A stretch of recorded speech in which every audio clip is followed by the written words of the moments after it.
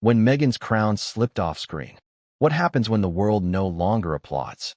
Not boos, not headlines, not even scandal, just silence. Imagine crafting an entire series branded around your name. With love, Meghan, intended to be a glossy, high-production love letter to your life, your causes, your image. Now imagine submitting that series into awards season with fingers crossed, publicists on speed dial, Netflix in your corner, only to be completely, utterly, devastatingly ignored. Before we continue, please hit the like button, subscribe to the channel, and turn on the notification bell for updates. That's what just happened to Meghan Markle. No nomination, no honorable mention, not even a whisper from the Critics' Choice Committee. But what's even more brutal than the snub is that everyone around her saw it coming. You'd think this was a glitch, right? Maybe the show missed the deadline? Maybe they forgot to submit the paperwork? Maybe there was an internal oversight? Nope. It was submitted. It was screened. It was judged. And it was rejected. So what went wrong? Because with love, Meghan wasn't just a vanity project. It was the centerpiece of her post-royal identity. A series meant to crown her not with a tiara, but with credibility. It was supposed to do what no tabloid, no interview, no Spotify deal ever could. Transform Meghan from controversial celebrity to cultural tastemaker. But instead, it flopped. Not in ratings, though we'll get to that. Not in reviews, though those were lukewarm at best. But in relevance. Because when the Critics' Choice nominations dropped for the 31st Annual Awards, there was one glaring absence. One that her team had reportedly banked on. One that, behind the scenes, had caused panic, silence, and some say rage. That absence? Meghan Markle. Now here's the kicker. Just a few months earlier, Meghan had been everywhere. At the L'Oreal Women of Worth Gala in a glittering camel cape and a full PR rollout. At high-profile dinners in Beverly Hills. In glossy promotional clips narrated in that warm, controlled voice we've come to know well. With love, she'd say at the end of each teaser, Meghan. This was supposed to be her era. Her image makeover. A clean break from royal scandals and Netflix docuseries dramatics. A soft launch of humanitarian Meghan, the warm, polished, mindful mother who bakes banana bread and builds communities. But beneath the surface? Cracks. You could almost feel the desperation in the marketing, glossy but forced, posed but hollow. And now that desperation is exploding into full-on crisis behind palace-sized gates in Montecito. According to one source, her team was stunned by the Critics' Choice Awards snub. They reportedly believed a nomination was all but certain, a lock. And if you listen closely, you'll hear whispers that this wasn't just a regular omission. This was a message. A message from Hollywood that the Meghan Markle experiment might be over. Or at least, no longer profitable. So now the question becomes, what went wrong? Was it the content of the show itself? Was it Meghan's approach to storytelling? Was it the ever-growing public fatigue around her brand of curated vulnerability? Or was this the result of a bigger shift? A quiet Hollywood revolt? Because, as we're about to explore in the coming chapters, this wasn't just about with love, Meghan not getting a nomination. It was about the broader, more alarming signs that Meghan's influence may be fading, and fast. It's in the way certain celebrities have stopped publicly associating with her. It's in the passive-aggressive headlines. It's in the way Archwell's press releases have become strangely generic. And it's most definitely in how Netflix, the same company that gave her and Harry a reported $100 million deal, has been eerily quiet about their next steps with her. And yet, perhaps the most interesting part? Meghan isn't backing down. Insiders say she was livid when the nominations dropped. Others say she was heartbroken and felt undermined by her own industry. But Meghan is nothing if not strategic. And what she did next may just surprise you. Because according to someone familiar with the matter, she made a phone call. To Netflix. To get answers. To understand how this could happen. To assess next steps. But what Meghan reportedly heard on that call left her speechless. You'll hear about that in Chapter 1. Because this story is about more than a snub. It's about what happens when the brand you've built no longer sticks. When the audience stops watching. When the industry you've tried so hard to impress suddenly turns its back. And when even your friends, the ones you thought would stand beside you, go silent. Oprah, Tyler Perry, even Bethany Frankel had something to say. But perhaps what's most heartbreaking and revealing is how Meghan tried to recover, how she tried to reshape the narrative, and how that, too, began to crumble. In the next few chapters, we'll dive deep into the award snub that shocked her team. We'll explore what critics actually said about with love, Meghan. We'll trace the unraveling of her inner circle. Who's still loyal, and who's quietly pulling away. And we'll expose the behind-the-scenes meetings with Netflix that may signal a far bigger fallout to come. We'll also explore the devastating moment when Meghan tried to steal the spotlight at a major Hollywood premiere and was turned away. Photographers refused to snap. Security didn't budge, and Meghan reportedly left in tears. But we'll get to that, because first, we need to understand the moment it all began to shift. The moment Meghan Markle, once the world's most talked-about woman, was left completely off the list. Not for scandal, not for controversy, not for doing something wrong, but for doing something no one cared enough to celebrate. Is that the real fall? Not being hated, but being ignored? You decide. But what came next would change everything, and no one saw it coming. What does silence sound like in Hollywood? It's not peaceful. It's not calm. It's deafening. Especially when that silence is aimed at someone who's spent the last 5 years being the loudest voice in the room, Meghan Markle. The Critics' Choice Awards are not just any awards. They're the gateway, the pulse of prestige TV, the moment that decides what the industry talks about, and more importantly, who gets invited back next year. So when the 31st Critics' Choice nominations hit the press circuit, it was supposed to be a moment of triumph. For Netflix, for Archwell, for Meghan. A vindication. A "we told you so" after months of gossip about her falling influence. Instead, the list dropped, the headlines rolled, and Meghan Markle's With Love, Meghan was nowhere to be found. Nowhere. Not under Best Documentary Series. Not under Best Lifestyle Show. Not under Best Female Host. Best Limited Series. Not even a technical nod for cinematography or original score. A total shutout. And the most shocking part? Everyone around her had expected it. Let that sink in. While Meghan's camp was reportedly scrambling for reactions, the rest of Hollywood had already moved on. As if they'd never even considered With Love, Meghan a serious contender to begin with. This wasn't just a snub. It was a message. A cold, calculated, professional message from the tastemakers, the gatekeepers, and the insiders. And it hit Meghan like a freight train. Let's back up a little. In the weeks leading up to the nominations, Meghan had been moving through Hollywood like a woman on the verge of a comeback. Red carpets, charity events, strategic leaks about new projects, photos with influential women, tea-lighted dinners with stylists, producers, wellness entrepreneurs. It wasn't just a media campaign, it was a coronation tour. With Love, Meghan was her offering, her rebranding tool, her proof that she could speak directly to the public without the mess of royalty or the crutch of trauma. It had everything a lifestyle meets documentary series could ask for. Cinematic B-roll of her garden in Montecito. Spoken word monologues about motherhood, resilience, identity. Guest appearances by nonprofit leaders, stylists, activists, and yes, one segment even featured Harry holding chickens. But the numbers? They were soft. Netflix never officially released the viewing data.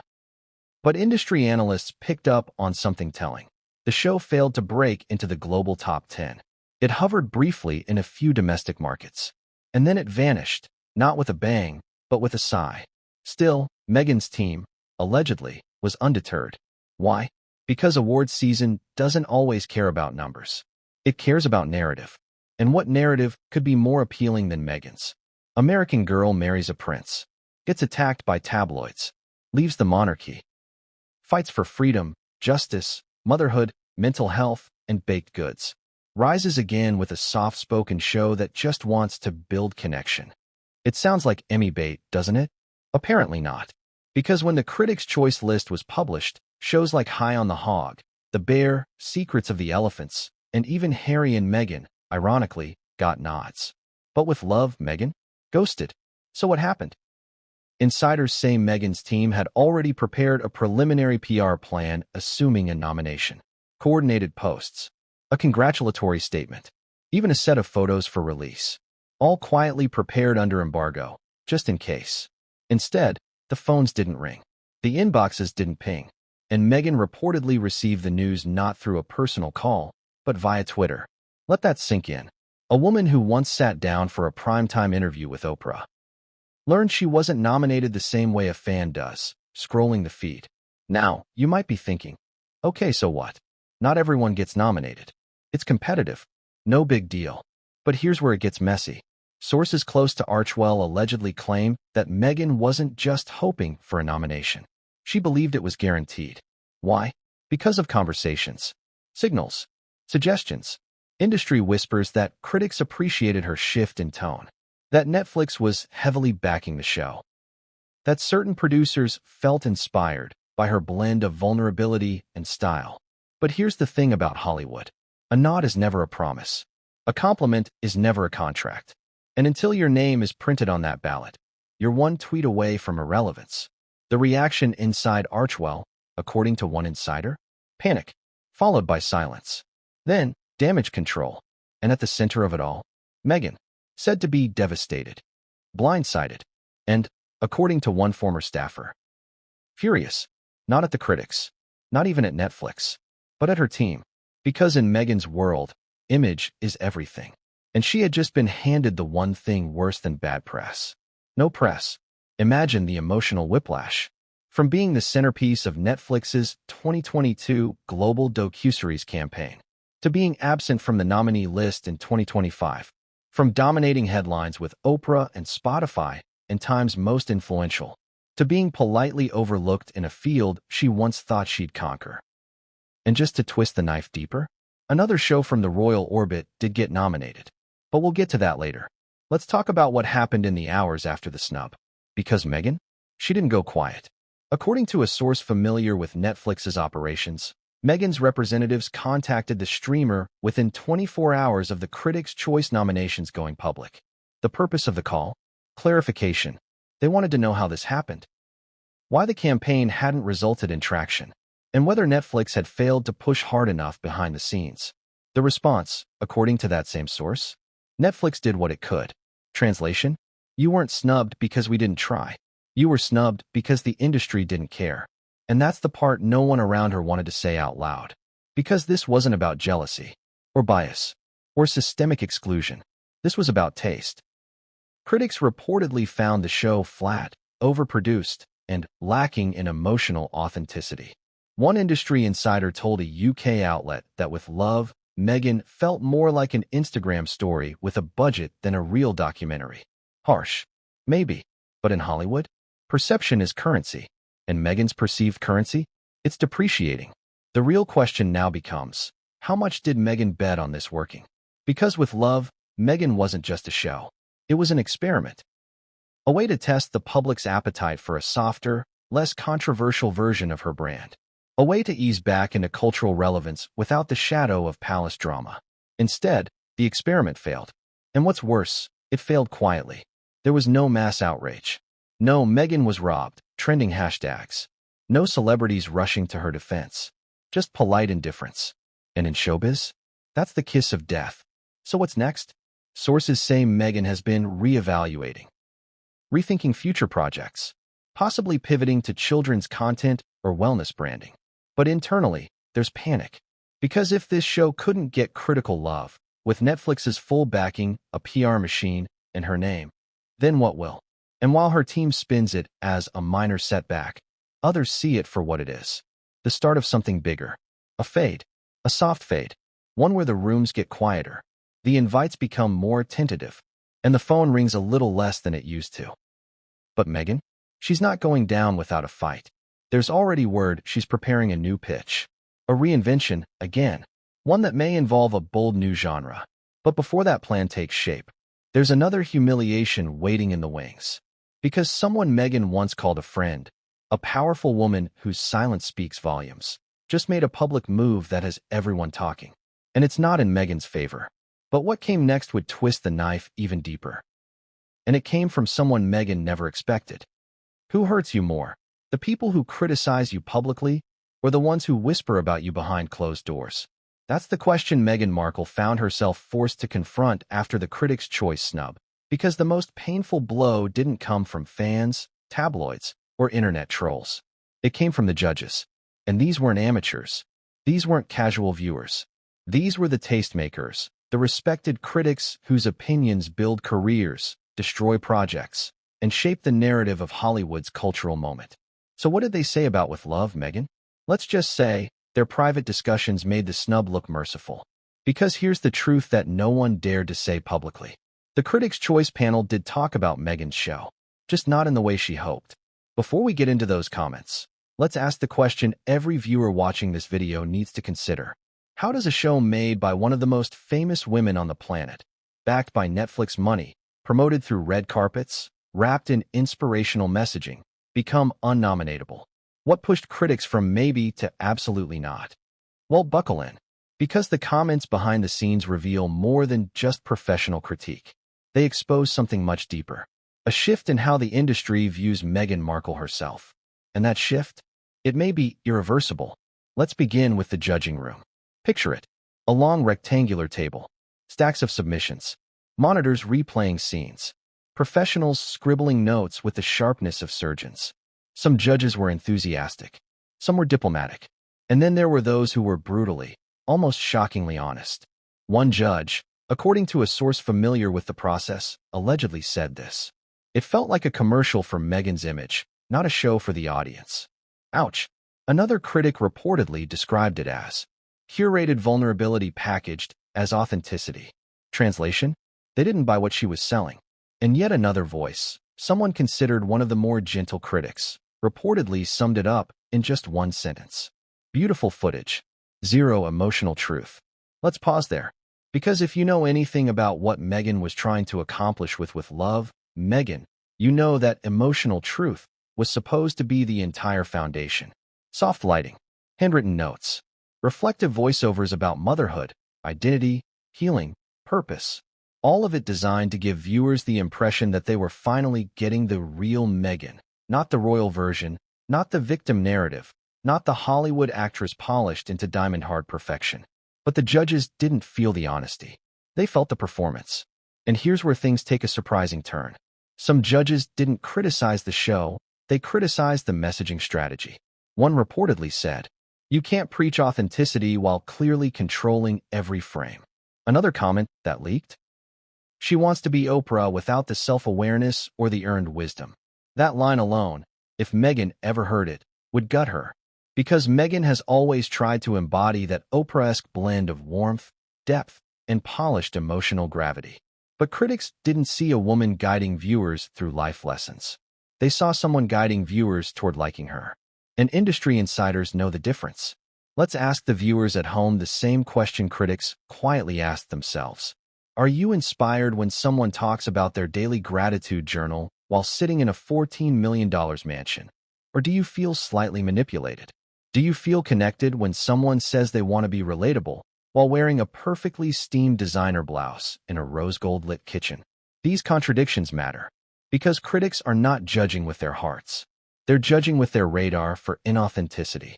Now, let's get into the comments that shocked even people inside Netflix. One judge, known for her decades-long reputation of emotional intelligence and fairness, reportedly said, "Meghan keeps telling audiences to be vulnerable, but I never believed her vulnerability. Not once." Think about that. Not once.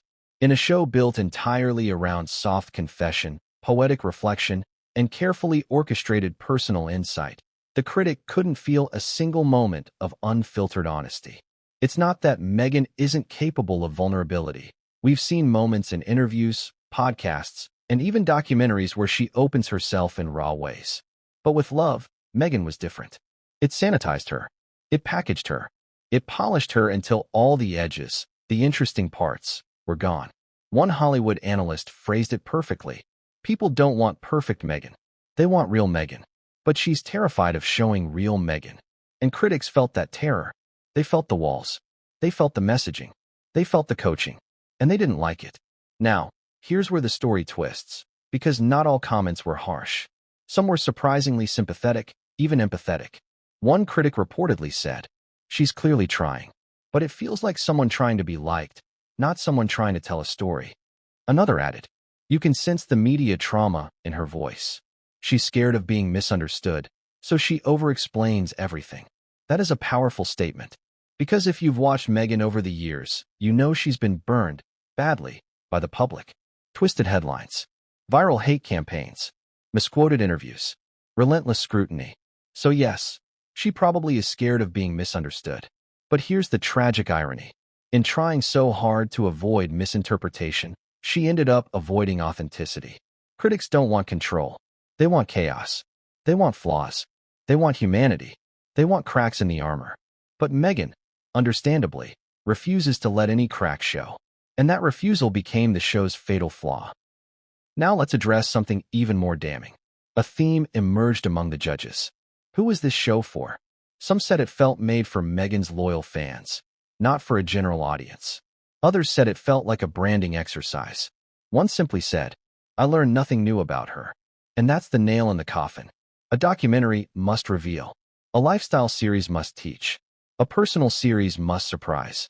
But critics walked away feeling like they had watched stylish, beautifully filmed nothing. Like giving someone a gift box made of gold, but opening it to find tissue paper.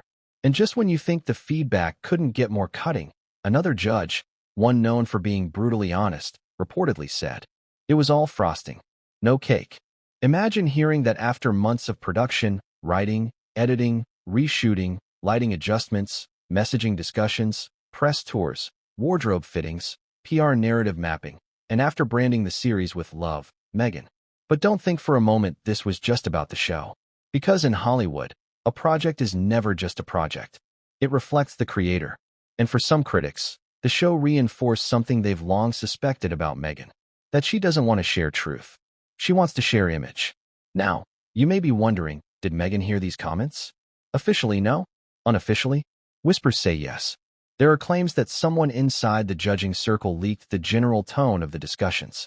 Not word for word, but close enough that Meghan's team understood what they were facing. A perception problem, a credibility problem, a storytelling problem, a Meghan problem. And it gets worse. Because in the hours after the nominations dropped, social media began to echo the same sentiment critics had discussed privately, without ever hearing those insider comments. Audiences were saying things like, it felt too scripted. She never lets her guard down. It's all aesthetics. I still don't know who Meghan really is. Public perception and critical perception aligned. That is lethal. And Meghan? She reportedly felt blindsided, not because the show underperformed, but because she believed she had crafted something meaningful. To Meghan, this show was her truth. But to critics, it was her shield.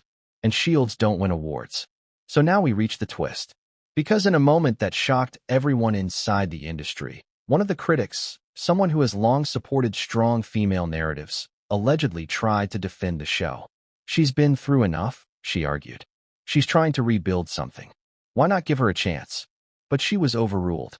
Not because the judges dislike Meghan. Not because they're biased. Not because they're influenced by tabloids. But because when you're judging art, you judge the art. Not the drama around the artist. Not the story of the artist. Not the pain of the artist. And according to them, with love, Meghan simply wasn't strong enough. And here's the cruel irony.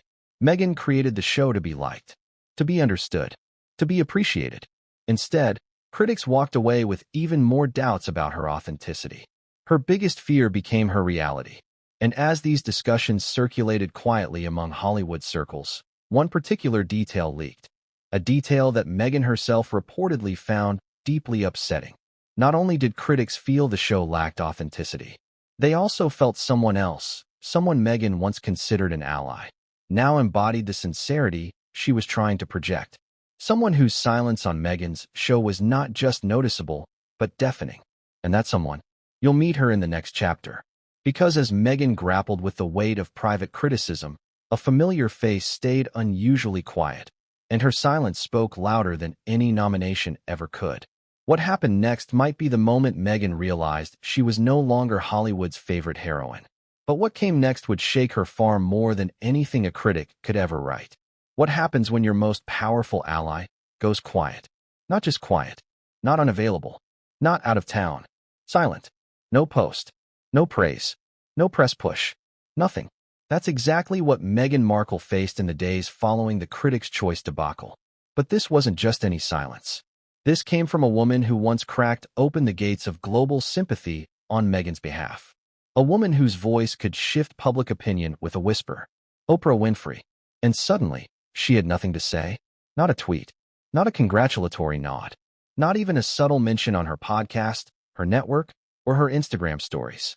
And that silence was louder than any headline. Let's rewind. When Meghan Markle and Prince Harry decided to take their grievances and their trauma to the world, they didn't choose a press release. They didn't pick a magazine. They didn't go live on Instagram. They chose Oprah.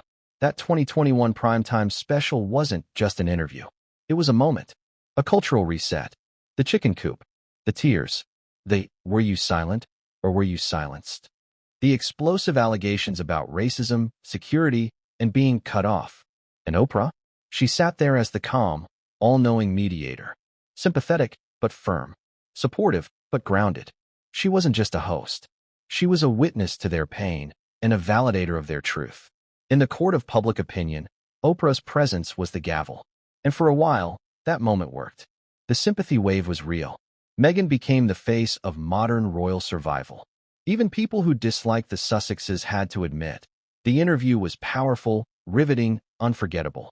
It was, in many ways, the peak of Meghan's post-royal power. So naturally, one would assume that when Meghan launched her new show, a personal, heart-forward, message-driven Netflix series, Oprah would have her back again, right? That's what Meghan allegedly thought, too. Sources close to Archewell claimed that Meghan's team had a soft plan in place involving Oprah's support. Nothing formal, nothing contractual, but at the very least a repost, a story share, a shout-out, maybe even a quick blurb on oprahdaily.com. Instead, nothing. And then something even more brutal happened. Oprah did post about the Critics' Choice Awards, just not about Meghan. Her Instagram celebrated Ava DuVernay's nomination. She reposted a clip from the Color Purple team. She shared glowing words about being Mary Tyler Moore, another nominated documentary. But with love, Meghan? Absent. And for someone as intentional as Oprah, that wasn't an accident. It was a signal. The internet noticed immediately. Comment sections lit up. No love for Meghan? Did Oprah and Meghan fall out? Where's the support for her girl? The speculation began swirling. Had they had a falling out? Was Oprah distancing herself for professional reasons? Or was there more beneath the surface? Let's dig into the whispers. One insider, someone formerly connected to Harpo Studios, claimed that Oprah has grown increasingly wary of being used as a human shield by her celebrity friends. Oprah loves powerful stories, the source said, but she hates being dragged into mess. And mess is exactly what surrounded Meghan after the Spotify fiasco, the royal gossip cycles, the mounting criticism over Archewell's financial transparency, and now, the failed Netflix show. To Oprah, reputation is everything. She has spent decades building trust with her audience. She doesn't risk that lightly. And when she does lend her platform, it's typically for stories that uplift, not defend. And here's the other twist. Some sources claim Meghan expected more than just a post. There were rumors, still unconfirmed, that Meghan's team floated the idea of Oprah doing a follow-up conversation about With Love, Meghan. Something simple, intimate, low-key, maybe even just audio. But Oprah allegedly declined. Why? Because she didn't want to get entangled in an underperforming product. That word, entangled, came from a source who reportedly heard it directly from a Harpo executive. And that changes everything. It means Oprah wasn't just disinterested. She was actively avoiding proximity to something she considered risky. Let's talk about the optics. Oprah backed Meghan when she was rising. When the story was clear, a biracial duchess escaping an antiquated institution. But with Love, Meghan muddied that clarity. It wasn't rebellious. It wasn't revolutionary. It wasn't revelatory. It was soft. Too soft to inspire activism. Too curated to stir emotion. Too safe to be brave. And Oprah, for all her kindness and warmth, knows how to read a room. She likely sensed that this project was not going to resonate. Not with critics. Not with viewers. Not with award shows. And so, like any savvy mogul, she stepped back. Now here's where it gets even more awkward. What happens when someone finally says what everyone else is too afraid to admit? They get dragged. They get retweeted. They get louder. And in Meghan Markle's case, they get under her skin in a way no royal reporter ever could.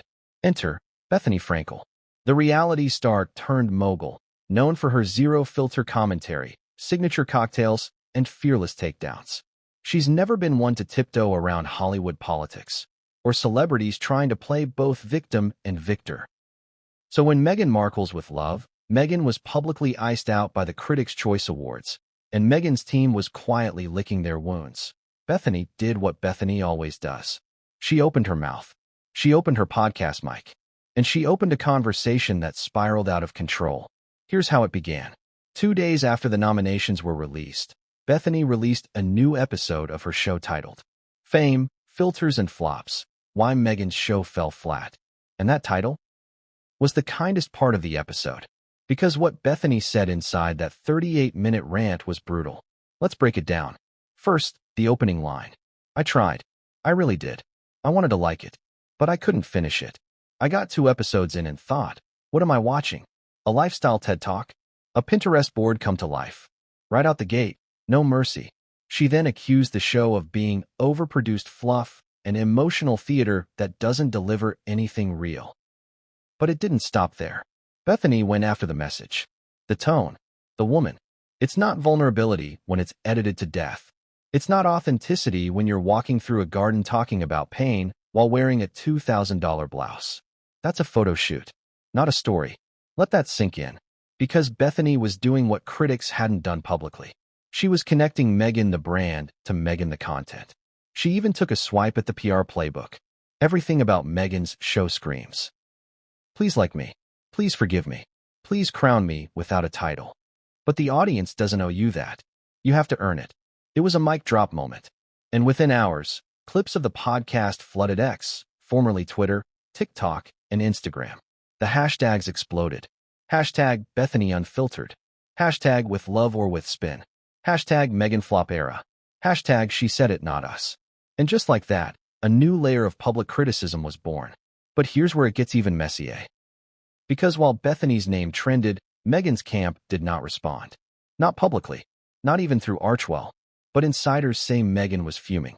A source close to the Sussexes described Meghan's reaction as shocked, hurt, and angry. Why? Because this wasn't just some anonymous YouTube critic or British tabloid host. This was a woman, a female entrepreneur, a fellow survivor of fame's toxic side effects, someone who had also been criticized for being too loud, too much, too emotional. In Meghan's mind, Bethany was supposed to be an ally. Instead, she was leading the charge. And it stung. According to sources, Meghan privately expressed confusion over the timing, wondering aloud why Bethany would choose now, during a vulnerable moment, to pile on. She reportedly said to one associate, "Why are women doing this to each other?" But here's where things twist again, because Bethany anticipated the backlash. And she doubled down. In an Instagram story, she addressed the heat. I said what I said. If you're going to put yourself out there and create a show around your name, you better be ready for people to say, this wasn't it. That's not hate. That's honesty. She even tagged Meghan's Netflix handle. Bold. Yes. Unhinged. Maybe. Effective? Absolutely.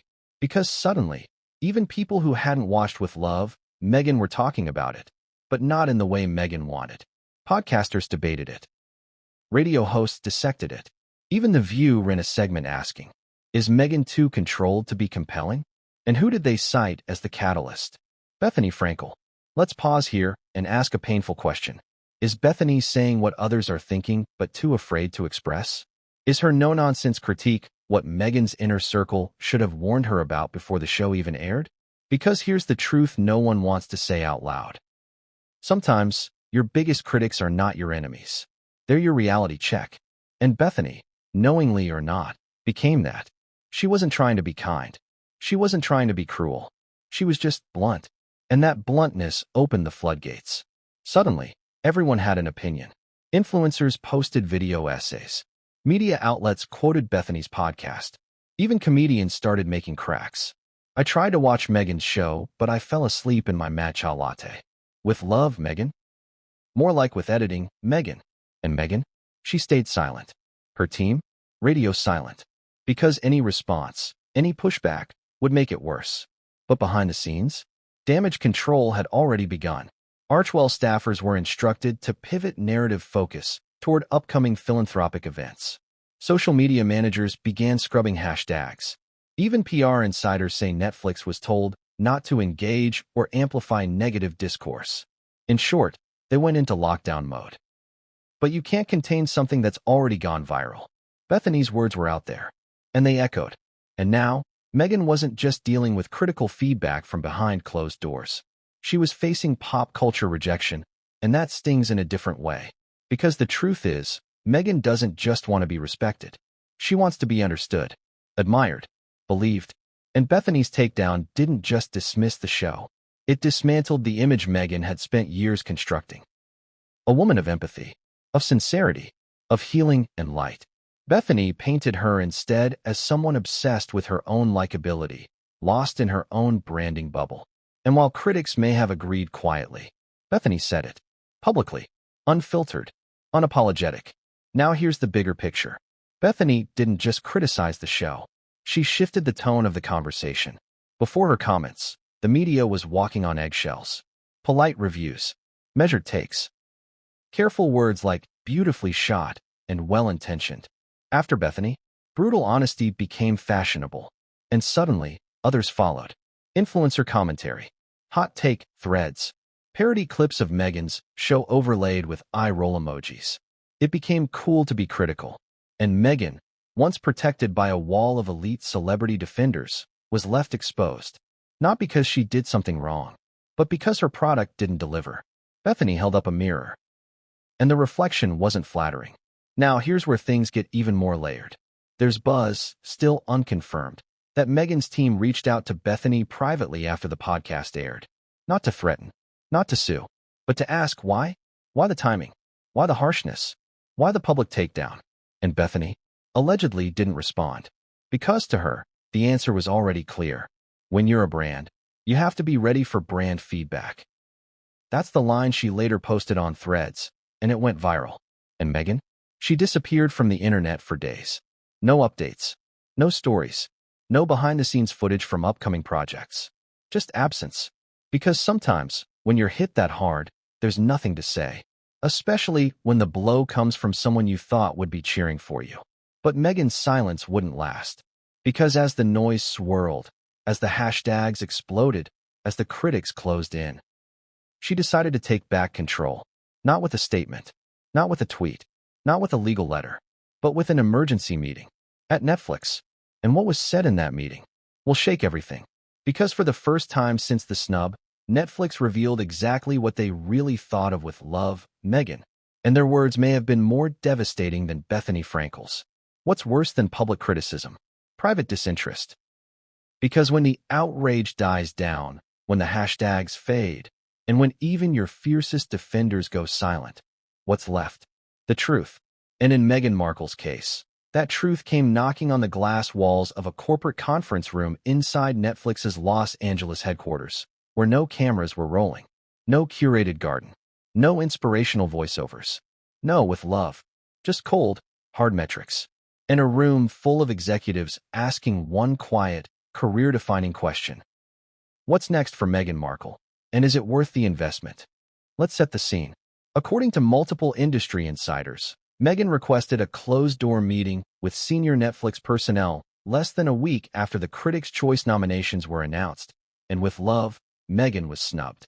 Officially, the meeting was labeled a creative sync. Unofficially, it was damage control, a reputation emergency disguised as a development check-in. Meghan arrived, sources say, composed but firm. No media, no Archwell entourage, just a few key producers, her personal rep, and a quiet request. Where do we stand? But what she heard wasn't the reassurance she was hoping for. The word used again and again during the meeting? Redirection. A word that sounds harmless, strategic, almost optimistic. But in Netflix speak, it's the equivalent of a boardroom kiss of death. Because redirection doesn't mean building on success. It means pivoting away from failure. Without admitting that's what it is. Sources familiar with the meeting say Netflix execs were polite, measured, corporate, but under the surface, their message was clear. We appreciate the collaboration. The visuals were lovely. The messaging was heartfelt, but the performance didn't meet internal expectations. Let's translate that. With Love, Meghan underperformed. In viewership, in engagement, in awards traction, in staying power. Netflix expected a soft power hit. Something akin to Michelle Obama's Becoming, or even a gentler version of tidying up with Marie Kondo. Instead, they got what one source allegedly called a polished diary entry with no real cultural pulse. Now imagine hearing that about a series built around your name. Imagine sitting in that room, surrounded by executives whose job is to decide whether you are worth another season or worth quietly walking away from. And here's the even colder truth. The executives didn't say no. They didn't cancel her outright. They didn't revoke the overall deal. They just pulled back. Quietly. Strategically. Fatally. According to insiders, Meghan was offered a polite redirection toward alternative formats and emerging genres. Translation? Maybe don't do another personal docuseries for a while. One exec allegedly suggested children's content. Another floated a podcast-adjacent visual series, short form, low budget, low risk. And one person in the room reportedly brought up animated wellness content as a possible path forward. And Meghan reportedly nodded, smiled, listened. But deep down, sources say she was livid. Because this wasn't just about her show. This was about her voice. Meghan believed with love. Meghan was her most authentic project to date. A show crafted not for drama, but for meaning, for healing, for empowerment, for growth. And now, Netflix was treating it like a Pinterest board that failed to trend. But it gets worse. Because, in that same meeting, data was shared. The kind of data Meghan never expected to see so bluntly. Completion rate, below 50%. Drop-off point, episode 2. Demographics, primarily older women, no crossover into younger audiences. Social traction, weak engagement on TikTok, minimal memeability, no viral clips. Top comments across Netflix platforms. Beautiful but boring / trying too hard / not for me. And the kicker? The show didn't even make it into Netflix's top 20 most rewatched documentaries of the quarter. That's not just disappointing. That's damaging. Because Netflix is not in the business of charity. It's in the business of clicks, eyeballs, retention. And Meghan Markle, the former royal, the humanitarian icon, the headline generator, couldn't hold the platform's audience for more than 2 episodes. This shook Meghan deeply, sources say, not just because of what it meant for With Love, Meghan, but for what it meant for her entire future with Netflix. Let's not forget, Meghan and Harry signed a reported $100 million multi-year deal with the streaming giant. So far, they've delivered. Harry and Meghan, 2022, record-breaking in its first week, then widely criticized. Live to Lead, forgotten almost instantly. Heart of Invictus, solid but niche. With Love, Meghan. A critical flop and a ratings disappointment. That's 4 shows. And only one, the first, made a splash. Since then, declining interest, declining performance, and now, declining confidence from the very platform that once rolled out the red carpet. Netflix insiders described the situation as complicated. They can't afford to publicly sever ties. It would cause a PR uproar and possibly breach contract clauses. But they also can't keep funneling premium money into low-engagement projects. So what's the solution? Starve the spotlight. Don't cancel. Just stop greenlighting. Let the deal expire naturally. Let the headlines fade.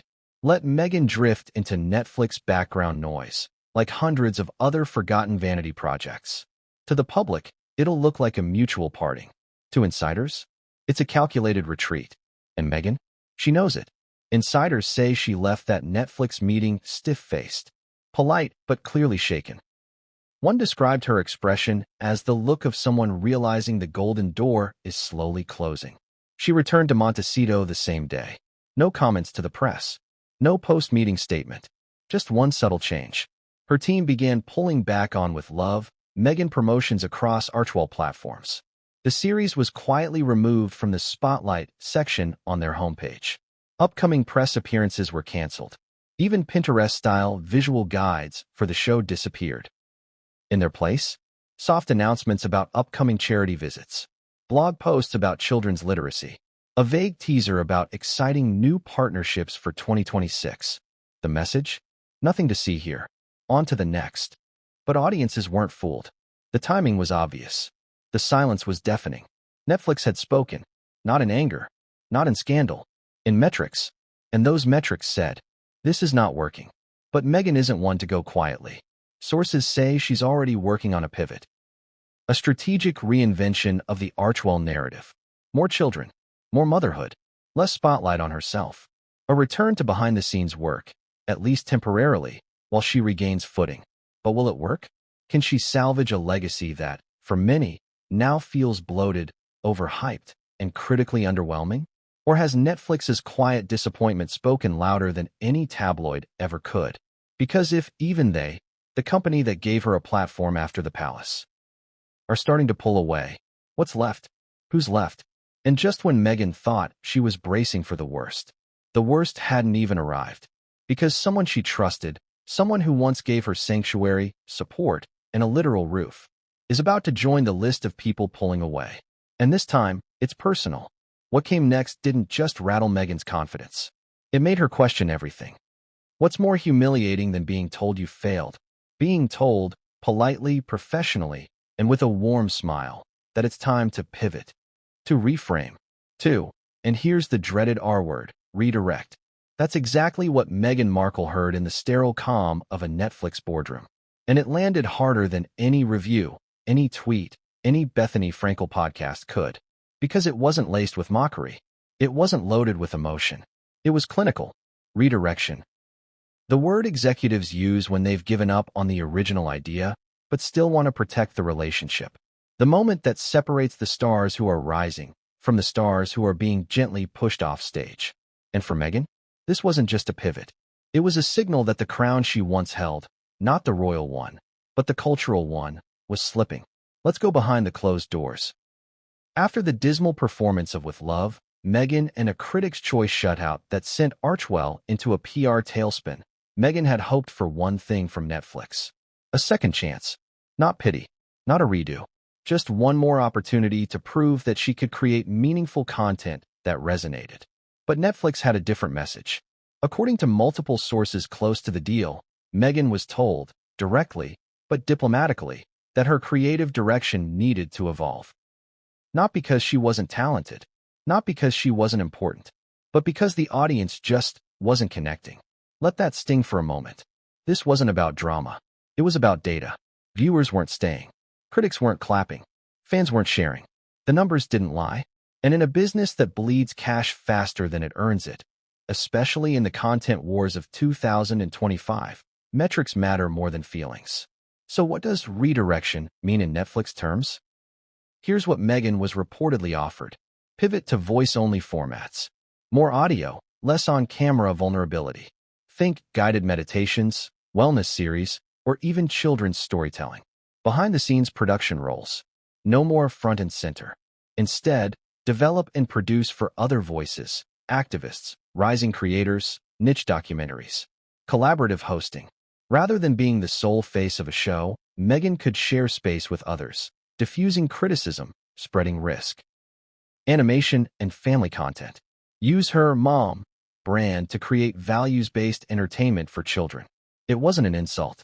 It was a soft exit from the genre she wanted most, personal power storytelling. Because Netflix no longer believes Meghan can carry that genre on her own. Ouch. Now here's the tragic contradiction. Meghan thought With Love, Meghan was her most authentic work. The show she'd waited her whole life to make. A reflection of who she had become, softer, wiser, more in control. But the very things she thought were strengths, calmness, polish, restraint, were seen by critics as detachment, artificiality, and brand control. So now she faces a crossroads. Does she double down and fight for her vision? Or does she surrender to redirection? According to insiders, Meghan is torn. Some on her team want her to fight back, reclaim the narrative, write an op-ed, release a new docuseries proposal showing real vulnerability. But others, especially her business advisors, are begging her to take the redirect and rebrand again. Why? Because the Meghan Markle the world knew in 2021, the raw, unsilenced, post-palace survivor, is no longer landing in 2025. There's Meghan fatigue, a saturation point, an exhaustion in the audience that no PR campaign can reverse. It's not hate. It's not even backlash. It's boredom. And that's the most dangerous reaction of all. Because in Hollywood, you can survive scandal. You can bounce back from bad reviews. You can even rebuild after betrayal. But once people stop caring, you're done. And Netflix knows it. That's why redirection isn't just a creative suggestion, it's a warning. Change now, or fade later. So what does Meghan do next? According to sources, she's considering 3 moves. 1. A high-profile retreat. Think Oprah-style silence. A few months away from headlines. No press, no posts. Re-emerge at a meaningful cause-based event, ideally connected to children or education. 2. The motherhood pivot. Leaning hard into being a mom. Archie's school drop-offs. Lilibet's storytime routines. A children's book sequel. Soft, nurturing content with animated visuals. Meghan as Mama Markle, if you will. 3. The political lean. Some in her circle are still floating the idea of a future in policy or advocacy. Not a direct run for office, but deeper alignment with progressive campaigns, women's issues, and climate change. Meghan as a modern Michelle Obama meets Malala hybrid. Each path requires a different kind of Meghan. Each path also requires giving up something she doesn't want to lose. Her control, her centrality, her image. But that's the cost of redirection. You don't just pivot the content. You pivot yourself. And here's where it gets even more painful. Because while Meghan is wrestling with the Netflix fallout behind the scenes, the outside world hasn't paused to give her space. In fact, the next blow is already on its way. And it comes from someone she trusted completely. Someone who gave her refuge when the world turned on her. Someone who flew her across the country. Someone who let her live, rent-free, in a Beverly Hills mansion when the media was tearing her apart. Someone she once called her guardian angel. Tyler Perry. And what Tyler does next shatters Meghan in a way she never saw coming. Because not only does he say nothing about her show, he makes a move that makes it clear. He's done. But what came next wasn't just distance.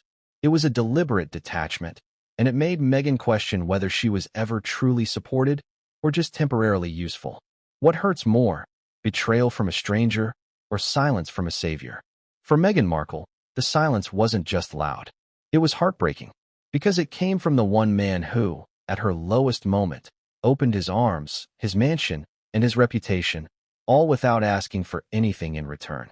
Tyler Perry, the filmmaker, the media mogul, the man who gave her and Harry refuge when the royal family, the tabloids, and most of the world had turned them into punching bags. He didn't just house them, he protected them. Let's go back to that moment. It was 2020, the height of royal drama. Harry and Meghan had just left the monarchy. They were cut off. Security was gone. Tabloids were in a feeding frenzy. And out of nowhere, Tyler Perry stepped in, offered them his $18 million Beverly Hills estate, sent his private security team to protect them, gave them a safe space to breathe, regroup, plan. Meghan once called him one of the kindest people I've ever known. So when With Love, Meghan dropped, and when the critics' choice snubbed it completely, Meghan naturally thought Perry would show support. Just a quote, just a repost, just a little shield from the incoming wave of criticism. But this time, Tyler Perry said nothing. No tweet, no interview mention, no supportive post on Instagram or Facebook, not even a subtle congrats in a comment section. Nothing. And that silence? Meghan reportedly noticed it immediately. According to one Archewell staffer, Meghan privately asked during a post-nomination call, "Has Tyler posted anything yet?" The answer, not yet. But days went by. Still nothing. And then came the twist. Tyler Perry did post something. But it wasn't about Meghan. It was about another project. A Rising Stars faith-based docuseries launching on BET+. The post praised the creator's authenticity, voice, and cultural impact. The subtext? A not-so-subtle contrast to the words critics were throwing at With Love, Meghan. Now, this could have been innocent, coincidental, business as usual. But then came the real blow. Tyler Perry's production company, Tyler Perry Studios, released its upcoming development slate for 2026. And guess who's not listed? Meghan Markle, Prince Harry, Archewell, not even in advisory or collaborative credits. And sources say Meghan was blindsided. Because here's what most people don't know. There had been talks. Back in 2021, when Archewell was still being built, Perry and Meghan reportedly discussed co-developing a docuseries centered around resilience, forgiveness, and rebuilding. It was pitched as a passion project, something raw, reflective, soulful. But according to industry insiders, the project stalled. Not because Perry wasn't interested, but because, and here's the twist, he began to see cracks in Meghan's approach to storytelling. One executive who attended an early meeting described Perry's demeanor as respectful but increasingly cautious. Why? Because Perry's brand is built on narrative integrity. Say what you will about his melodrama and Medea movies. Perry doesn't fake his pain. He doesn't package trauma for aesthetics. He feels it. And allegedly, Perry began to sense that Meghan was more interested in controlling the narrative than actually sharing it. And after With Love, Meghan aired, sources say Perry made a quiet decision. No more entanglement. No more creative overlap. No public shade. No public praise. Just distance. Strategic. Silent. Surgical. And for Meghan, that's devastating. Because this wasn't Bethany Frankel. This wasn't Piers Morgan. This wasn't a palace aide or a Netflix executive. This was Tyler Perry. The one person who had been there when no one else was. The man who cried with her on the phone. The man who once said, "You don't owe anyone anything except your peace." His silence isn't just a personal wound. It's a professional signal. And Hollywood noticed. Because Tyler Perry, whether people realize it or not, is an institution. A kingmaker. A quiet force who chooses his affiliations carefully. So when he doesn't speak up, people start whispering. Has he pulled away? Has Meghan burned another bridge? Is she becoming too difficult to defend? And here's where it gets worse. Sources say Meghan tried to reach out twice. First, through a mutual contact. Then, directly via a message that was described as cordial but concerned. No response. Just a read receipt. Radio. Silence. And that silence wasn't just strategic. It was protective. Because Tyler Perry is entering a new phase of his empire. Big studio deals. Expanded partnerships with Disney and Amazon. A massive new soundstage development in Atlanta. He doesn't need controversy. He doesn't need narratives he can't control. And he definitely doesn't need to be dragged into Meghan's Netflix fallout. So he's doing what smart moguls do. Quietly, exiting the scene. No drama. No statement. Just space. And Meghan? Sources say she's trying not to take it personally. But she is. Deeply. Because this isn't just about one man pulling away. It's about the realization that even her most trusted allies now see her as a liability. And that's a terrifying place to be in Hollywood. Because once you become someone people avoid working with, even politely, even silently, it's a long road back. A very long road. But just when Meghan thought she could at least rely on one thing, her image as a mother, she reached for it like a life raft, only to find it sinking too. Because when the show bombed, when Netflix redirected her, when Oprah went silent and Tyler Perry stepped away, Meghan made one final, desperate move. She brought out the one card she thought no one would dare criticize. Her children. And what she did next would change the narrative yet again. But not in the way she expected. Because what came next triggered an even louder backlash. Not just from critics, but from parents, professionals, and even Netflix insiders. And it all started with a pitch that made everyone in the room freeze. Who hurts you more? The people who criticize you publicly, or the ones who whisper about you behind closed doors? That's the question Meghan Markle found herself forced to confront after the Critics' Choice snub. Because the most painful blow didn't come from fans, tabloids, or internet trolls. It came from the judges. And these weren't amateurs. These weren't casual viewers. These were the tastemakers, the respected critics whose opinions build careers, destroy projects, and shape the narrative of Hollywood's cultural moment. So what did they say about With Love, Meghan? Let's just say, their private discussions made the snub look merciful. Because here's the truth that no one dared to say publicly. The Critics' Choice panel did talk about Meghan's show, just not in the way she hoped. Before we get into those comments, let's ask the question every viewer watching this video needs to consider. How does a show made by one of the most famous women on the planet, backed by Netflix money, promoted through red carpets, wrapped in inspirational messaging, become unnominatable? What pushed critics from maybe to absolutely not? Well, buckle in. Because the comments behind the scenes reveal more than just professional critique. They expose something much deeper. A shift in how the industry views Meghan Markle herself. And that shift? It may be irreversible. Let's begin with the judging room. Picture it. A long rectangular table. Stacks of submissions. Monitors replaying scenes. Professionals scribbling notes with the sharpness of surgeons. Some judges were enthusiastic. Some were diplomatic. And then there were those who were brutally, almost shockingly honest. One judge, according to a source familiar with the process,